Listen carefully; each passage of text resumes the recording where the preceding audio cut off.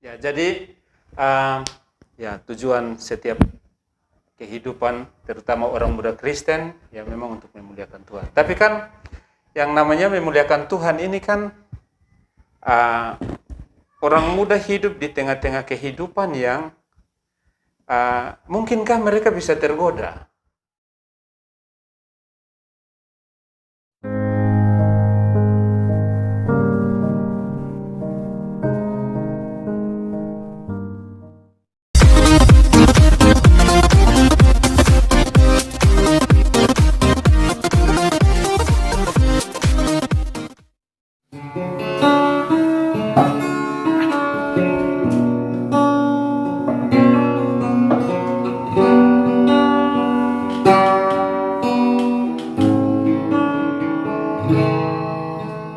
Banyak perkara yang tak dapat ku mengerti, mengapa harus terjadi di dalam kehidupan ini. Satu perkara yang ku simpan dalam hati, mengapa harus terjadi tanpa mengerti.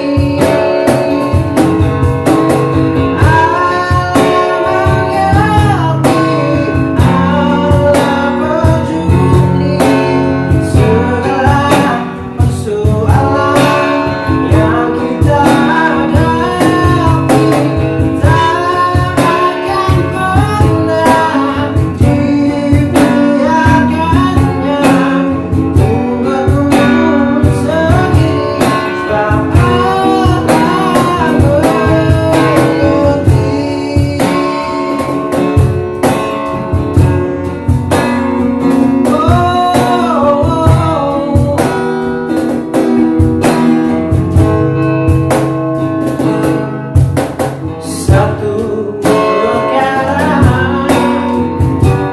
yang ku simpan dalam hati, mengapa harus terjadi tanpa peduli.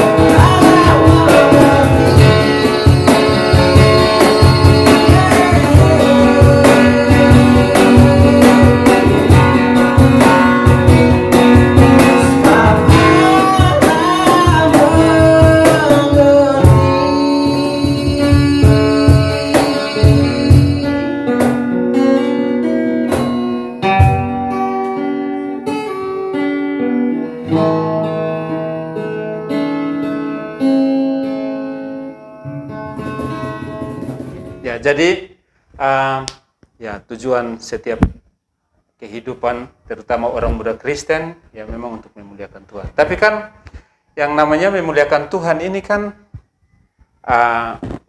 orang muda hidup di tengah-tengah kehidupan yang mungkinkah mereka bisa tergoda, ya, dalam kehidupan mempertahankan kehidupan yang memuliakan Tuhan, tapi di tengah-tengah kehidupan juga yang bisa membuat mereka tergoda. Hidup di tengah lingkungan. Iya, hidup di tengah lingkungan. Apakah itu mungkinkah? Atau mungkinkah orang bisa tetap berpegang teguh pada tujuan itu? Ya, sedangkan dia hidup di tengah-tengah lingkungan yang mungkin bisa saja menggoda dia untuk ya tidak hidup seperti tujuan hidupnya itu. Bagaimana menurut Bapak Pendeta? Ada 2 poin dalam diri kita sebagai manusia dan juga anak muda. Yang pertama itu menyangkut prinsip hidup. Dan yang kedua itu menyangkut kodrat kita sebagai manusia diciptakan sebagai manusia sosial. Jadi menyangkut pertanyaan itu saya jawab dari latar belakang pemikiran 2 poin ini. Prinsip hidup kita, artinya kehidupan kita itu adalah sesuatu yang eksklusif milik kita. Tetapi eksklusifnya hidup kita, kemudian kita tidak bisa untuk bagaimana kita mengelola dan menjalani hidup sendiri. Tetapi sebagai manusia sosial kita perlu juga untuk bertindak, berpikir, mengambil keputusan secara inklusif karena kita hidup di tengah-tengah lingkungan sosial itu. Nah, menyangkut dengan pertanyaan itu, kedua hal ini saya pikir punya pengaruh besar terhadap kehidupan orang muda. Kita memang punya prinsip secara pribadi, tetapi ingat juga bahwa kita hidup di tengah-tengah lingkungan yang akan memberikan sumbangsi pengaruh yang cukup signifikan dalam kehidupan kita sebagai orang muda. Karena itu, untuk menjawab poin ini, kita perlu untuk belajar dari satu bagian ciptaan Tuhan. Bagian ciptaan Tuhan, ikan, dia hidup di tengah ikan laut, dia hidup di tengah-tengah air laut yang begitu asin. Tetapi ketika kita ambil untuk konsumsi dan lain-lain, dia punya daging itu tetap tawar. Ya, dia tetap tawar. Artinya ikan hidup di lingkungan yang begitu besar, tetapi dia mempertahankan dia punya diri sebagai ikan yang harus memberi rasa. Artinya ketika kita sebagai manusia yang konsumsi itu ikan, ya rasa seperti apa yang kita mau, sisa kita urus. Pada dirinya sendiri dia tawar gitu. Jadi sebagai orang muda Kristen kita hidup di tengah-tengah lingkungan, tetapi ingat kita punya prinsip hidup, dan apalagi prinsip hidup itu kita gantungkan kepada Tuhan. Saya pikir identitas itu juga harus kita jaga. Sekalipun pengaruh begitu besar, tetapi identitas diri kita jaga. Artinya ya selalu ada kemungkinan sebenarnya untuk kita bisa ambil pilihan. Iya. Untuk memilih tetap hidup dalam tujuan hidup itu. Sekalipun mungkin ya kita tinggal di tengah-tengah lingkungan yang menggoda kita untuk keluar dari tujuan hidup Benar. itu. Oke. Baik, terima kasih. Mungkin ini nanti ya jadi pencerahan bagi orang-orang muda ya, bahwa mereka yang harus menggarami dunia ya. Ya, mereka yang harus memberi rasa, bukan dunia yang mempengaruhi rasa mereka. Oke, baik. Bapak Pendeta, yang berikut ya, adakah tokoh-tokoh di Alkitab yang bisa jadi panutan tentang hal ini? Menyangkut dengan tokoh yang berhubungan dengan percakapan dan tema yang Pak Pendeta ambil, saya catat di sini 2 bagian atau kurang lebih ada 5 tokoh. Tetapi 4 tokoh pertama itu tokoh yang mengalami pergumulan yang sama di tengah situasi yang sama. Sementara tokoh yang kelima dia sendiri dia mengalami situasi yang berbeda. Kita semua ingat cerita tentang Daniel dengan dia punya 3 orang teman. Mereka sebagai orang muda yang waktu terjadi goncangan perpolitikan yang begitu hebat antara Israel dan Babilonia, mereka ditawan di sana oleh Nebukadnezar. Tetapi sebagai pribadi orang muda, mereka tetap mampu menjaga jati diri mereka. Bahkan mereka 4 orang hidup di tengah-tengah satu bangsa yang besar. Kita bisa bayangkan seberapa kuat pengaruh lingkungan saat itu. Apalagi mereka berhadapan dengan raja yang cukup cukup berkuasa waktu itu Nebukadnezar. Mereka tidak sekedar berhadapan dengan orang biasa, tetapi raja Nebukadnezar yang memiliki kuasa untuk melakukan apapun di tengah-tengah dunia.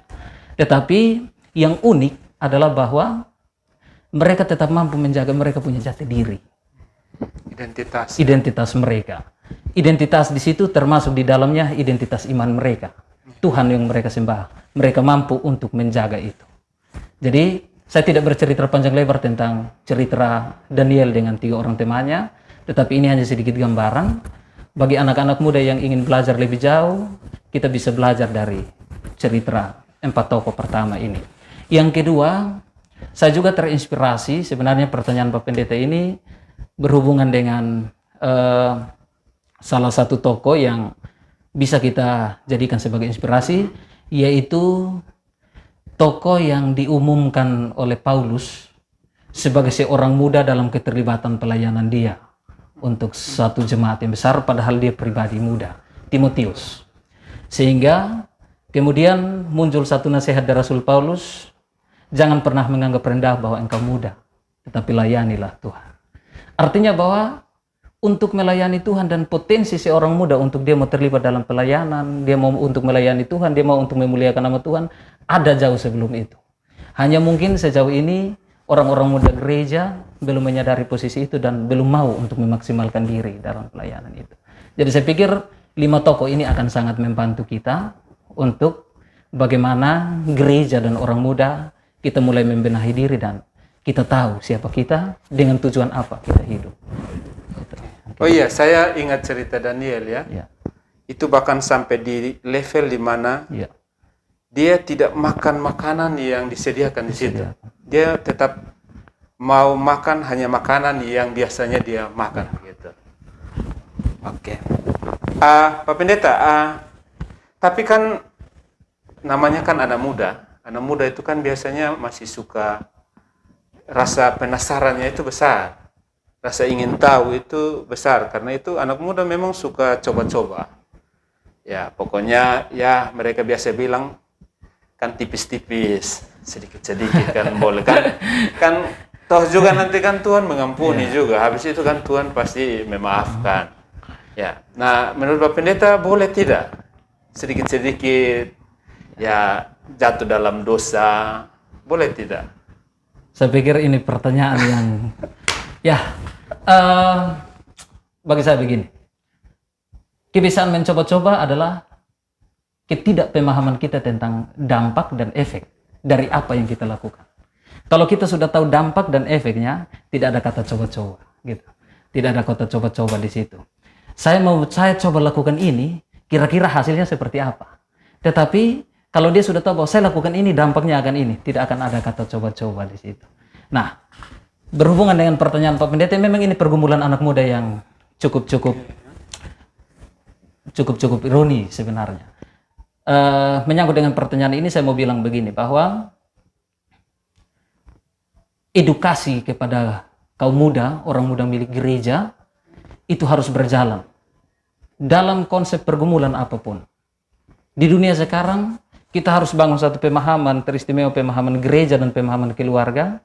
Tidak ada satu pembelajaran pun yang tabu sebenarnya. Tidak ada yang tabu. Hal yang paling krusial misalnya, pembelajaran tentang seksualitas. Bagi bukan anak muda. Kita berangkat dari anak-anak, remaja, sampai kepada masa muda. Pembelajaran itu harus kita sampaikan. Tentang narkoba. Kita harus sampaikan mulai dari pelajaran anak-anak kita masih kecil.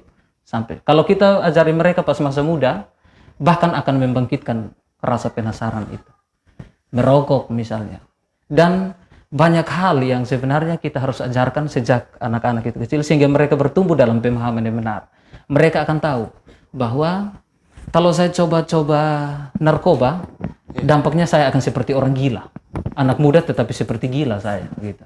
Kalau saya coba-coba rokok, saya sebagai orang muda kelihatannya tubuh kekar, tetapi di dalamnya keropos gitu. Atau minum mabok, misalnya saya punya muka ini segar, kekar, kelihatannya jago, di mana-mana saya tidak pernah takut orang. Tetapi ketika kita berbicara tentang ancaman sakit penyakit dan lain-lain, sebenarnya kita harus jujur bahwa kita takut dengan hal itu. Gitu. Jadi artinya kalau kamu nanti tahu bahwa suatu saat kamu tahu bahwa itu tidak baik, pasti kamu menyesal. Iya. Nah, supaya jangan menyesal, lebih baik jangan pernah coba-coba. Gitu. Nah, untuk supaya itu butuh edukasi ya. Edukasi. Ya, berarti butuh orang-orang di sekitar mereka yang dapat memberi edukasi, ya, pengertian-pengertian yang benar. Betul. Oke, baik, Pak Pendeta. Tapi ya namanya kan anak muda ini kan tidak bisa kita keluarkan mereka dari tempat pergaulan mereka. Ya, dan kita harus akui juga bahwa banyak anak muda Kristen yang justru, ya saya mau bilang orang baik yang ada di tempat yang tidak tepat sebenarnya. Ya, akhirnya pergaulan mereka ya juga akhirnya sama seperti lingkungan di mana mereka ada itu. Nah, ini bagaimana Bapak Pendeta menyikapi ini, ataukah pandangan Bapak Pendeta seperti apa? Slogan anak muda saya, ketik apa yang Bapak Pendeta, saya copy apa yang Bapak Pendeta katakan tadi, bahwa salah satu slogan anak muda yang perlu untuk kita ingat sekarang dan itu bisa menjadi pembelajaran yang baik adalah bahwa anak muda itu biasa bilang begini. Untuk menunjukkan jati diri dia biasa bilang begini.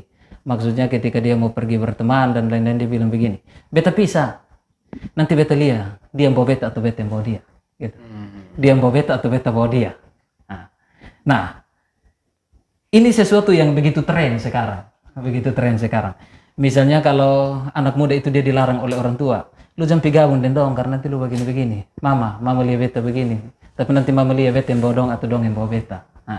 Nah, saya pikir bahwa slogan seperti itu atau slogan mereka itu kita bisa curi, kita bisa petik sebagai sebuah momen yang baik untuk mengingatkan kepada mereka tentang kemampuan untuk mempengaruhi. Bergaul kemana saja, karena kita ini makhluk sosial. Kita tidak bisa hidup seorang diri. Kita harus mengenal banyak hal. Karena pergumulan dunia ini kompleks, apalagi anak muda. Mereka harus mengenal itu. Mereka harus mengenal. Tetapi prinsip itu harus mereka pegang. Beta harus bawa dong. Jangan dong bawa beta. Gitu. Artinya jangan sampai kamu yang tertular. Kamu yang tertular. Kamu yang harusnya menularkan begitu. Influencer begitu bahasa sekarang ya. Artinya mereka yang harusnya mempengaruhi lingkungan itu. Betul. Jangan pernah sampai justru lingkungan yang mempengaruhimu. Gitu. Oke, Bapak Pendeta. Itu dia pun nama kebebasan. Ya, artinya kita sepakat bahwa kita tidak perlulah melarang mereka dalam soal pergaulan. Tetapi mereka mesti dapat edukasi yang baik supaya mereka yang bisa mempengaruhi orang lain dan bukan orang lain yang mempengaruhi mereka. Nah, itu bagi saya itu berarti kemerdekaan itu kebebasan itu. Ya, nah mungkin adakah kemerdekaan yang menurut Alkitab begitu? Itu yang seperti apa?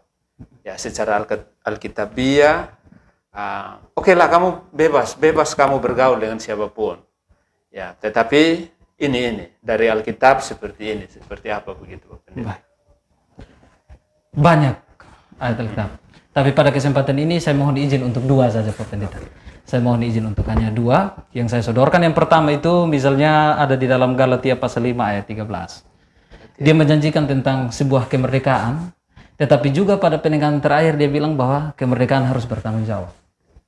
Itu Galatia pasal 5. Yang kedua itu kesinambungan daripada Galatia pasal 5, saya ambil kembali kitab Perjanjian Lama 1. Pengkhotbah pasal 11 ayat yang ke-9.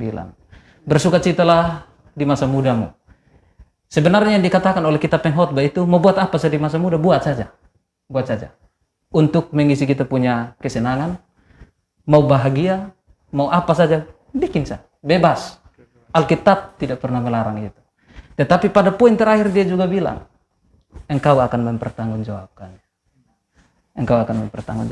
Jadi tentang kebebasan yang kita miliki, baik itu semua manusia sebagai ciptaan, tetapi juga khusus untuk anak muda yang ada di dalam Pengkhotbah pasal 11 ayat 9 itu, dia mau bilang bahwa Allah mengaruniakan kepada kita kebebasan itu, kebebasan seluas-luasnya untuk kita melakukan apapun. Hanya satu yang diingatkan oleh Allah bahwa pertanggungjawaban itu. Bertanggung jawab ini bukan sekedar ketika Tuhan datang dan kita bertanggung jawab kepada Tuhan waktu Tuhan datang di atas Allah. Tapi pertanggungjawaban itu seperti hal pertama yang saya katakan tadi, bahwa kita punya masa muda. Yang pertama kita pertanggungjawabkan adalah ketika kita berpindah dari masa muda masuk ke masa tua, kita akan pertanggungjawabkan itu. Apapun keputusan, apapun yang kita lakukan di masa muda, kita akan nikmati itu di masa tua. Berdampak ya. Berdampak pada masa tua. Terlepas dari hal itu juga dimensi kehidupan di dunia, kita akan pertanggungjawabkan pada dimensi kehidupan di sorga ketika Tuhan datang.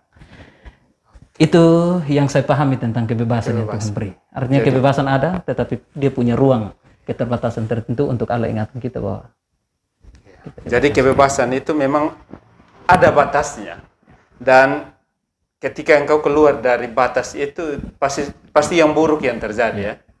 Sama seperti kalau orang main pertandingan sepak bola, ya orang boleh berlari kemana saja kan, mau ke depan, ke belakang silakan, tapi tidak boleh lewat dari batas yang ada, garis yang ada. Gitu. Oh, oke, baik. Jadi itu pengertian tentang kemerdekaan secara harfiah. Pada dasarnya itu karunia ya, Tuhan menganugerahkan kebebasan ya bagi setiap anak-anaknya. Tetapi kebebasan yang ada batasan-batasannya. Baik, Pak Pendeta. Nah, dalam kaitan dengan tujuan hidup memuliakan Tuhan. Nah, yang namanya memuliakan Tuhan, ya kita juga harus akui bahwa dia akan semakin berdampak baik jika ada di tempat yang atau lingkungan yang baik begitu. Ya, salah satunya misalnya pelayanan di gereja. Itu juga pasti akan membentuk setiap orang yang ada di situ. Ya, nah ini bagaimana sih Pak Pendeta agar orang muda mau untuk ada dalam pelayanan di gereja? Ya, mungkin ada tips-tips ataukah mungkin ada cara pengalaman Pak Pendeta bagaimana anak-anak muda bisa ada di pelayanan bergereja. Ya. Baik, terima kasih. Saya pikir ruang ekspresi anak muda di gereja itu terbuka begitu lebar. Kesempatan itu ada, luas sekali, luas sekali. Tugas kita sebagai gereja cuma satu. Bagaimana kita berpikir agar supaya ketika anak-anak muda hadir dalam gereja, ada punya sebuah kekuatan yang mengikat mereka untuk mereka betah di situ. Ya. Karena jiwa anak muda beda dengan orang tua dan lain-lain. Dimanapun mereka berada, jiwa dan kebiasaan mereka itu selalu terbawa. Nah, hal ini yang kemudian satu tugas saja untuk gereja, bagaimana kita memperbaiki hal itu. Tetapi menyangkut dengan ruang ekspresi anak muda itu sebenarnya terbuka lebar untuk gereja. Melalui kegiatan pemuda misalnya, apalagi di era sekarang ini, era digital. Saya pikir ini ruang yang begitu luar biasa bagi anak-anak muda untuk berekspresi. Dan ini kesempatan mereka untuk berekspresi dan keterlibatan mereka dalam pelayanan gereja. Ya, ambil contoh kecil, misalnya mereka akan begitu dekat dengan gereja ketika mereka memiliki ruang untuk ekspresikan potensi dalam diri mereka. Anak-anak muda sekarang itu begitu hebat untuk bagaimana misalnya mereka mengelola alat-alat telekomunikasi, dalam hal ini misalnya alat-alat digital, ini mereka begitu hebat. Saya pikir sudah saatnya misalnya khusus untuk operator LCD, kasih ke anak muda. Salah satu contoh kecil misalnya, keyboardis, kasih ke anak muda. Bagaimana mereka mempublikasikan khotbah-khotbah para pendeta, para penatua di gereja. Kasih ruang kepada anak muda untuk membuka channel-channel YouTube dan lain-lain. Secara tidak langsung mereka memberitakan firman. Dan kalau mereka lakukan itu secara rutin, pengaruh firman itu akan mempengaruhi mereka. Itu secara tidak langsung akan mempengaruhi mereka. Mempengaruhi mereka untuk hal itu. Jadi itu yang saya berpikir tentang ruang di dalam gereja, bagaimana kita beri ruang itu untuk anak-anak muda itu bisa berekspresi. Gitu. Oke, jadi saya kira seperti bincang-bincang malam ini harusnya juga anak muda bisa dikasih kesempatan ya untuk berbagi firman Berbagi seperti Pak Pendeta. Betul, ya. Atau mungkin karena ya kita, Atau diskusi segitiga mungkin. atau mungkin karena kita berdua masih muda Masih sekali. muda. Makanya kita ada di sini. Oke, tapi ya ini yang paling terakhir. Siap. Gereja itu kan biasanya kurang menarik lah di mata orang muda. Ya,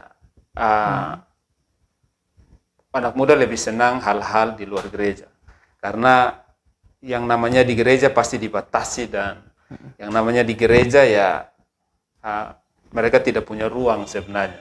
Nah, mungkin yang terakhir, sebagai pendeta ada keseruan ya untuk gereja-gereja bagaimana menyikapi hal ini.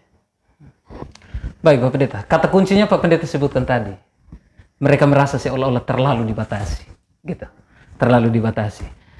Nah, sejak awal saya selalu bilang bahwa anak muda itu adalah mereka hidup, kehidupan anak muda itu adalah masa di mana mereka mau untuk mengeksplor apa yang ada dalam diri mereka, gitu. Mau mengekspresikan apa yang ada dalam diri mereka. Nah, misalnya saya ambil contoh kecil, ya gereja sudah mulai harus berpikirlah tentang ibadah-ibadah pemuda. Mungkin kita kasih ruang kepada mereka agar liturgi yang mereka gunakan itu liturgi-liturgi ekspresif, ya gitu. Agar supaya mereka berekspresi, misalnya dalam konteks kefamenanu. Kita tahu bahwa sejak lahir anak-anak itu punya potensi dansa itu sudah terasa betul gitu. Sejak lahir itu mereka sudah punya kemampuan itu. Nah, bagaimana kita kelola hal itu di dalam gereja? Ya liturgi gereja kita potensikan. Ibadah pemuda, biarkanlah mereka berekspresi. Sebagai pengkhotbah, misalnya kita diundang, kita hanya memakai tanggung jawab untuk kita memakai tugas kita untuk berkhotbah. Ya biarlah mereka berekspresi dengan lagu-lagu populer sekarang, dengan lagu-lagu yang begitu hebat sekarang. Kemudian mereka berekspresi dalam liturgi, tidak masalah bagi saya. Yang penting tujuan mereka adalah beribadah. Itu menyangkut dengan tugas gereja. Tetapi juga kita perlu ingatkan kepada anak-anak muda kita, khusus misalnya anak-anak muda gereja, tetapi dalam konteks gemit misalnya. Kita punya sebuah kekasan yang harus tetap kita jaga. Sebuah kekasan liturgis yang harus tetap kita jaga juga. Artinya bahwa kita boleh memberi kepada mereka ruang, tetapi mereka juga harus tetap bertanggung jawab sebagai anak gemit untuk memelihara tradisi-tradisi yang selama ini kita jalani. Sekalipun dunia bergerak maju, dan gereja pun harus terus bergerak maju bersama-sama dengan perkembangan dan era sekarang, tetapi ada hal-hal tertentu sama seperti Tuhan tidak pernah berubah. Ya ada hal-hal tertentu di dalam gemit juga yang sebisa mungkin tidak pernah berubah begitu. Misalnya tentang pemahaman, misalnya tentang doktrin dan lain-lain. Nah itu yang harus kita jaga, itu yang harus kita jaga. Oke, terima kasih untuk waktunya Pak Pendeta, sangat membantu memberi pencerahan bagi orang-orang muda untuk memahami bahwa sebenarnya orang muda itu sudah harus berpikir hari ini bahwa mereka punya tujuan hidup. Siap. Mereka tidak ada secara kebetulan di dunia ini, dan apa yang mereka ambil hari ini sebagai tujuan hidup itu akan mempengaruhi, berdampak sekali untuk kehidupan yang akan datang. Dan orang muda, teman-teman muda di mana saja berada, kiranya refleksi dari firman Tuhan ini menolong teman-teman untuk hari ini pun harus sudah berpikir apa tujuan hidup yang saya miliki. Dan dengan demikian tujuan hidup itu bisa dilakukan sekarang. Ya, pasti berdampak baik bagi kehidupan teman-teman ke depan. Terima kasih, sampai berjumpa lagi Pak Pendeta di lain waktu, di lain hari. Siap. Salam sehat. Salam sehat. Tuhan memberkati kita. Amin. Amin.